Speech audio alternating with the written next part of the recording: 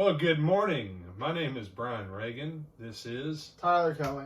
And we come to you this morning with our Mornings with Brian and Tyler. We are in 2 Samuel chapters 13 and 14. We're going to try and make this one short and sweet because, frankly, in chapters 11 and 12 that we looked at yesterday where things went kind of bad, in chapters 13 and 14, they get worse. They get worse. Man, do they get worse. Some of you, if this is the first time you've ever read it, remember what I told you. 1st and 2nd Samuel would make awesome, and 1st and 2nd Kings would make awesome movies. Unfortunately, they would all have to be rated R. Some of them would probably get NC-17 ratings just because of the violence and the sex. I would say this one would be one of those latter especially ones. For how Hollywood produces movies. The violence and the sex alone would get all of it R-rated. Minimum. That's why when someone says, "Oh, the Bible's a boring book," then I just know. What do you know when someone says that, Tyler? They either haven't read it or they're lying to you. Yeah, my general contention is they haven't read it, or if they did, they didn't read it and understand it. Because this is one of those stories. The thing between David and Bathsheba, God says, fine, I'm not going to kill you, but this thing's going to play out in your kids' lives. And it does, and it's very destructive. The short version is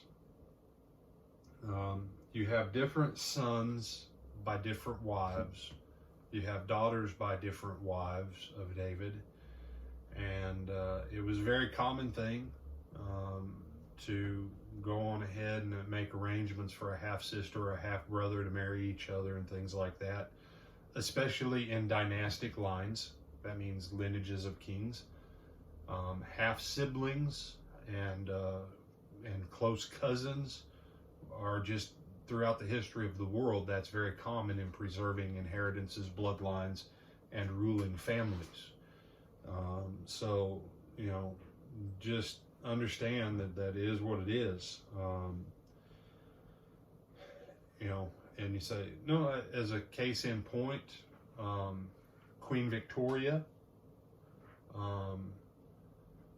all of her grandsons, she had 3 grandsons. One was Tsar Nicholas of Russia, the other was Kaiser Wilhelm of Germany, and the other was King Edward of England. And Tsar Nicholas and King Edward look almost like twin brothers. Wilhelm was the only one that kind of looked different. But even within the last 100 years, within the British monarchy, and what would have also been the Russian and German monarchies, they all were so closely intertwined that they were borderline cousin brothers. That was how close they were with each other, genetically speaking. So it's something that still is not that far removed in the world. And Tamar, Amnon, and Absalom. Absalom took a liking to his half-sister. Amnon took a liking to his half-sister.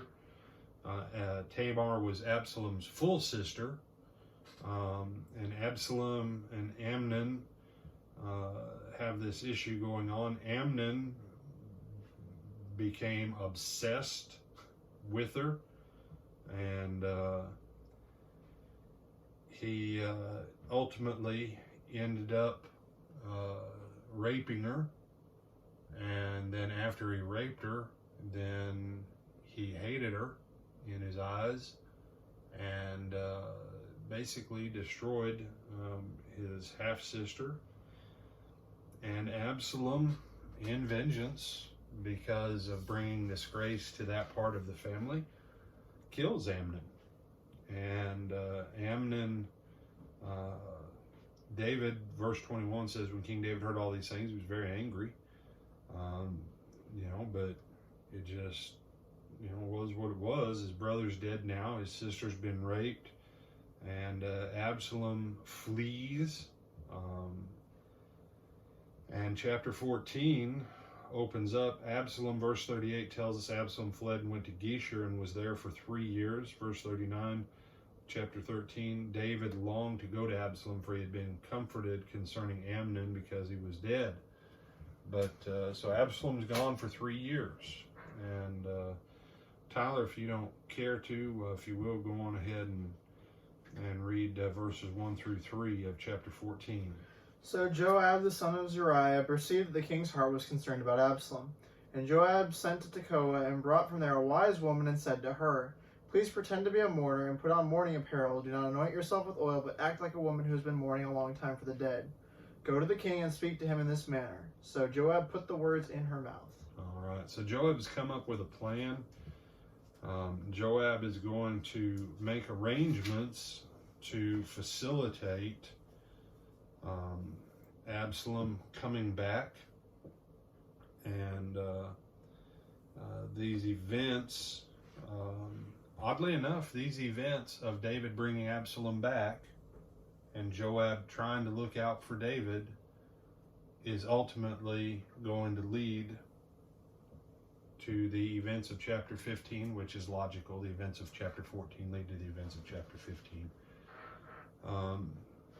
But Joab is able to broker a way for Absalom to come back.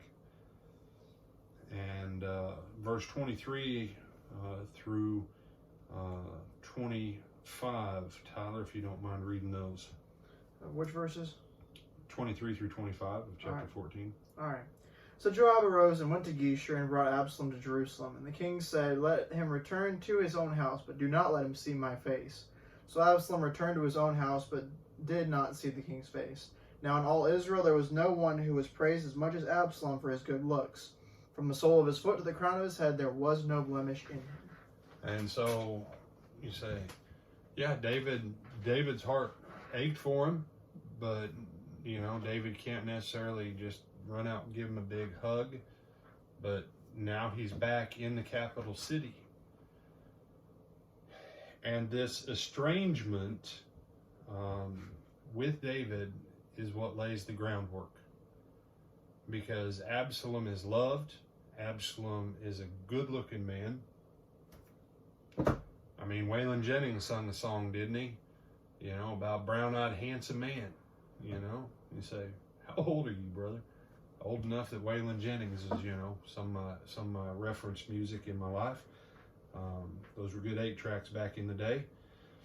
But, Absalom is going to win the people over because he's so handsome. Because he's easier to approach than his father is. His father's in a place where, frankly, David's not happy about much of anything anymore at this time. Things have gone bad, and David's not in a happy place. David bears the battles of years of stress and warfare. And Absalom, people just like to follow him because he's so good looking. And you say, how many times are you going to say that? I don't think you can overstress how good looking Absalom was. And then on top of that, man, the dude had hair.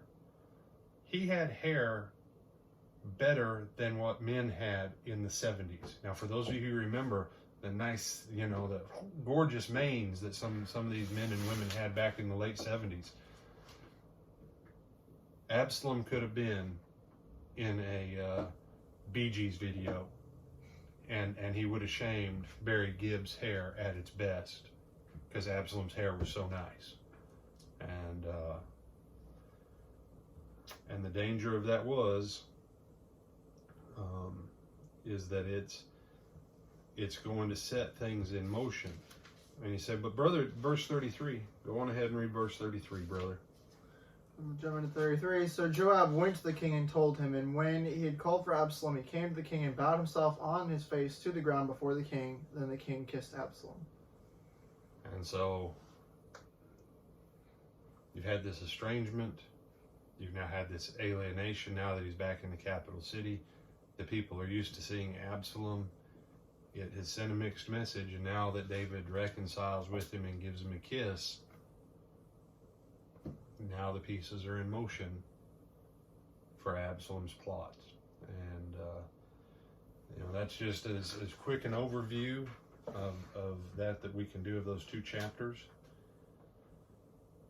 again, watch the interplay of humanity. If you will study Samuel, especially 2 Samuel, what you can learn about people and godly and ungodly ways to deal with them is absolutely phenomenal. You have any other thoughts on this, my brother? No, sir. Do you wish you ever could have had hair like Absalom's? No. All right. I won't lie. Absalom hair would be awesome. I know I couldn't stand it, but once in a while to have that nice, that'd just be cool. So with that, with long hair dreams gone by, we bid you good day and go in the blessing of our Lord.